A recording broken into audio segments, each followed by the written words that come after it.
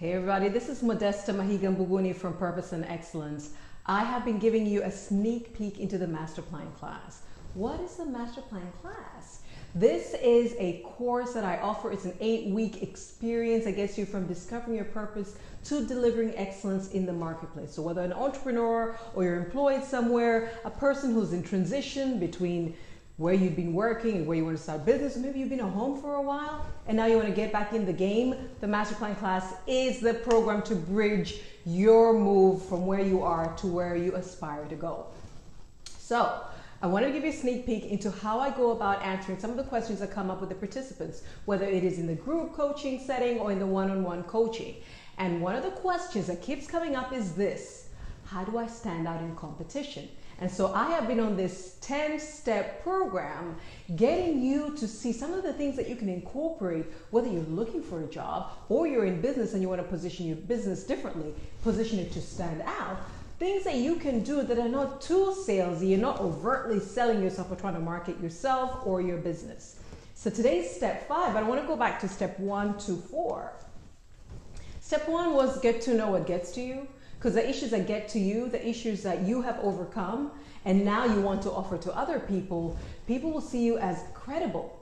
People will see that you're really invested in bringing this solution to them because it's something that you have done for yourself. Number 2 is add value. Go over and above the minimum, over and above the minimum of the job description, over and above the minimum offering of your business to adding value, not just in this transaction, but imagining, profiling your customer and saying, what would they like? What would be completely different if I were to do for them or their business or their company that would want them, that would make them remember me and keep coming back to me?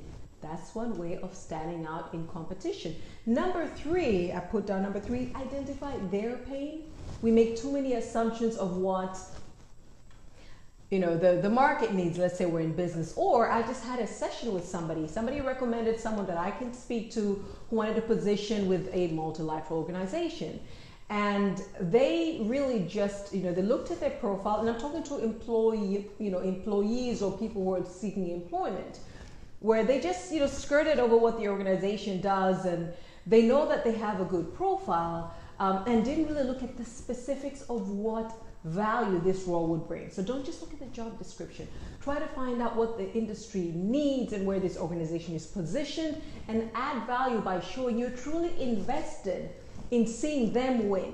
You're truly invested in if it's individuals, their lives in totality. If it's a business, their entire ecosystem around their business. That is another brilliant way of standing out in competition. And then yesterday, we went into deep detail, look at how fast I'm speaking, into deep detail of knowing your customer. What is their gender? What is their age? What is their marital status? What is their education level? What is their profession that they're in? Do they live in urban areas? Are they in rural? Are they, if they're married, do they have children? What age are their children? How much money do they make, more or less? What is their income bracket? What is the disposable income? What do they use it on? Where do they go for recreation? What do they usually spend their money on? When they're online, for instance, what do they do online?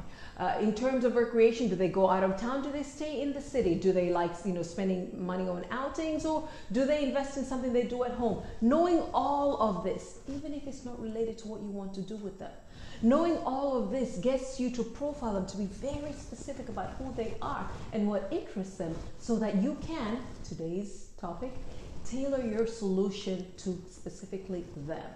And if you're talking about employment and you want to position yourself in an organization or an industry, knowing your customer, knowing the organization, knowing their values, knowing their strategic outlook, knowing where they sit in the market, knowing where they want to go in 5-10 years time, gets you to better understand when you join them, or let's say you're being interviewed for a role with them.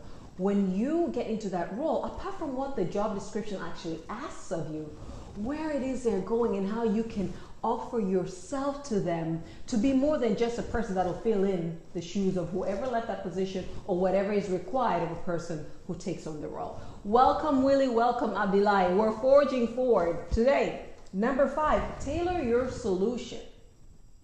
Do you see how we'll be narrowing down from knowing what gets to you, adding value to them, identify specifically what is their pain, knowing your customer, and today tailoring your solution.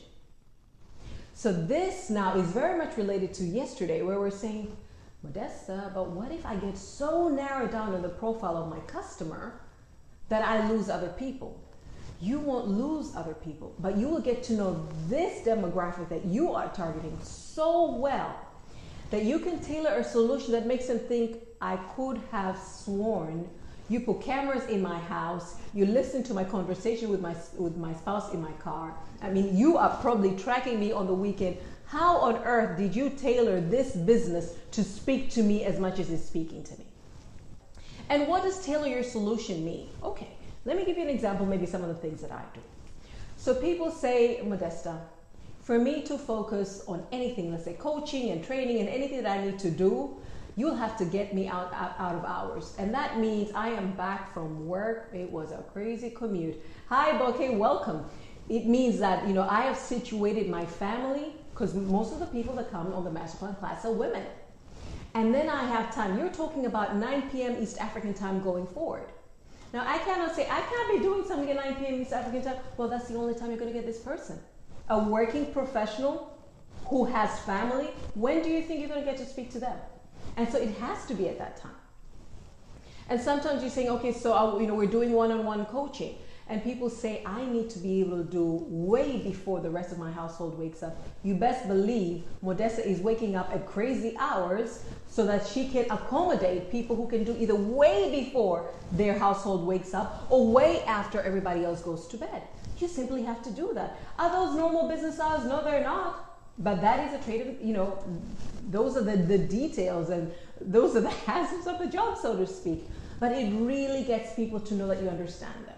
One of the other things that I completely allow is people to tune in with their kids. I mean, not crazy noise that other people cannot participate, but the odd, interference now and then that you might hear a child cry. Why? Well, you're speaking to mothers who are transitioning, between work or business, and they're probably also straddling, picking up kids, and you will hear that background noise. And so I lay that out at the very beginning, that you will hear somebody somewhere, not mine. Mine, God knows what I do. Maybe it's manipulating them, but I have a way of somehow get my kids away. I'm grateful my husband is with them, sometimes, but I also get them distracted in the time that I'm coaching, and I tell them exactly when, and they see the time. Mom is coaching from this time to this time. Like now, my daughter is where I am, but she's not going to speak. You will not hear from her until I am done. And when I'm done, I say, I'm done, and she comes, springing out. And so you find ways. So it could be a restaurant that has baby seats. It could be high chairs. It could be that has children cutlery. It could be a place that has children's games. It could be a delivery service. It could be something that you can order well in advance and it's brought weekly. It could be that something that is charged after delivery. People, let's be honest and let's be truthful and have integrity. When businesses go out of the way to be accommodating, let us reciprocate by acting right, okay, with integrity and professionalism. It could be you're doing a business and you're not servicing a certain place, or maybe you just offer a service but you don't deliver, or you don't do maintenance, or you don't. Do you know what I do? I recommend people to other businesses, including those that are related to mine. I recommend people to my so-called competition because they're no competition to me. I will never finish the market. But you know what? People may, because maybe I'm not available or I do not go that far, they may go there a while, but they will always come back and recommend me or want to do a service with me because you're really human. You went out of your way. And so tailor your solution to what the customer needs, not to what you thought up and you wanted to offer. And so this is what I'm giving, this is it. Tailor your solution, and not just generally, but to the specifics of what is required. And so in my program, somebody said there is this thing that we bundle up and we couple with something else, but we feel that it deserves a time of its own. And so now I'm looking to see, without making this thing 10 weeks long, how do I make the Masterplan class, which is 8 weeks long, to also give sufficient time on this one area, because it weaves through everything else that I do. People are feeling that they get more of their particular journey, really coming on the one-on-ones with me. Yes, they enjoy the group setting, and I'm grateful. By the way, you can go to Purpose and Excellence and see the reviews. Or you can see videos or posts of testimonials. But you know, so they do like the group setting, but they're saying my plan comes alive when we do our one-on-ones. So I'm looking at, okay, what do I do with the one-on-ones? Can I factor in 3 maybe to really give them value? By the way, what I charge for the Masterplan class, actually the entire fee that I charge is just 1 session with me. So imagine I'm doing 8 weeks group coaching, and I'm doing two 2-hour sessions one-on-one, and I'm looking at a 3rd one, and I'm, you know, so it goes way over and above. And so somebody sees the value for the kind of investment I made. I mean, guys, I don't make them give the referrals and the recommendations they do. And even my executive coaching, not the Masterplan class, the executive coaching one-on-one clients I have are recommending me to others because I go over and above.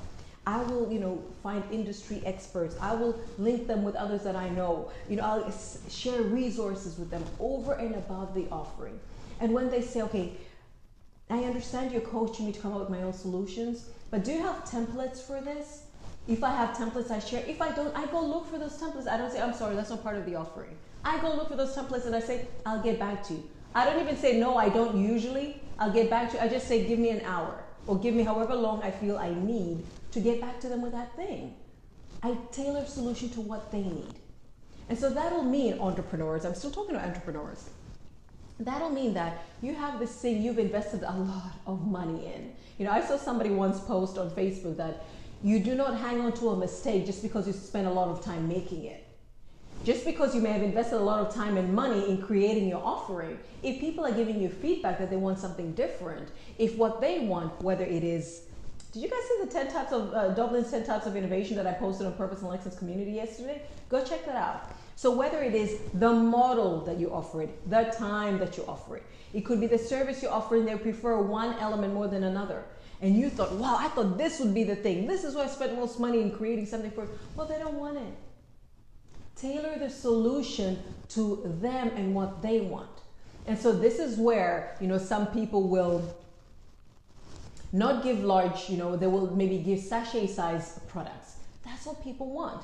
Rather than an entire month subscription, some people will allow, you know, clients to pay as they consume. This is all to tailor solutions to what people need, to their lifestyle, to their disposable income, and to what they actually agree on investing in what you are offering. And when you have that keen an ear to hear what people want and completely tailor, and I'm telling you, there are times you think, I've invested so much, this is not what the market is receiving. Yes, and it's okay. I know you've invested. I understand what it is as an entrepreneur to invest, to putting this out and getting the market saying differently. And so tailor that. And then when you come to reintroduce, or when you come and you're looking at doing something new, they will see you as a person who is receptive, as a person who truly cares, not just in selling. Because you know, a selling sachet size is not the same as selling in bulk and getting that money. But if people see that you are truly listening and you are ready to offer at what they're looking for, then one day you say, instead of 1, I bundle these to be 5, and I can do it at a discount for you, they will buy from you. I remember listening to somebody I follow, and I'm currently doing their course. She's called the Budgetista. Her name is Tiffany Alice, and then in the middle is the Budgetista. And she was saying, think of all that you're giving. When you tailor your solution, is that you're depositing goodwill, you're depositing social capital, you're depositing your brand in the hearts and the minds of your consumer, of your customer, of your target market. Such that next time you come and you want to withdraw, maybe you've got an offer. You want to withdraw, there's an innovation that you've come up with in your business and you want to see if they would be interested. When you want to come to withdraw, there is something to withdraw from because you had been depositing. You had been depositing the fact that you really got to know your client, that you tailored your solution to their needs, and not just their immediate needs related to your business, but their lifestyle needs. Sometimes our appetite for a product depends on our lifestyles and what is around us.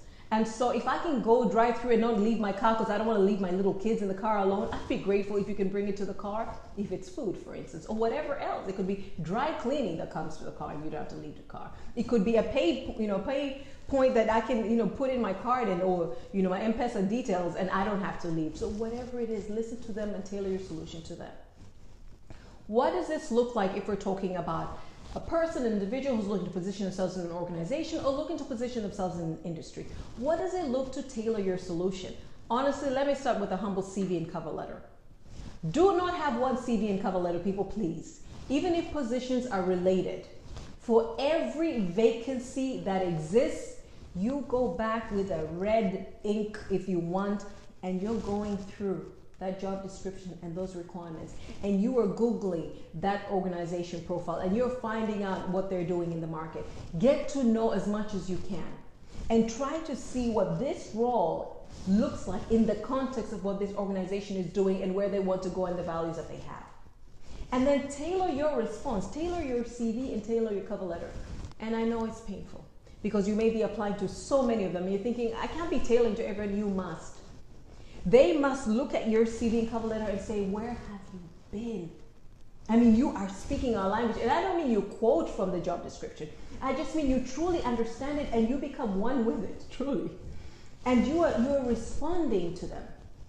And you're speaking over and above what the job description requires. You can see them in the industry and you're looking at their aspirations and you tell them how. Appreciating what they're doing and what this role is and what the trend is currently, the prevailing trends in the market, in the world, and where they want to go. This is how you would add value to them. You feel like I've needed you. Where have you been? And they will look you up.